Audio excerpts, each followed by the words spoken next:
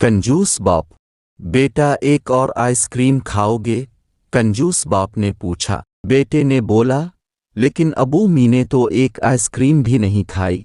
बेटा हैरानी से बोला, बाप तुम भूल रहे हो बेटा, पिछले साल जब यहाँ आए थे तो क्या तुमने एक आइसक्रीम नहीं खाई थी?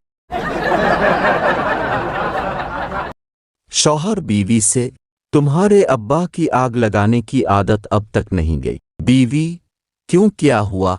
शौहर, आज फिर पूछ रहे थे मेरी बेटी से शादी करके खुश तो होना। उस्तानी बच्चों से, 8 की कॉपी पर ट्रेन बनाओ, मैं 5 मिनट में आती हूँ। 10 मिनट बाद उस्तानी ने कहा, बच्चों ट्रेन दिखाओ। बच्चों ने कहा, आप लेट हो गए, ट्रेन 5 मिनट पहले ही चली गई।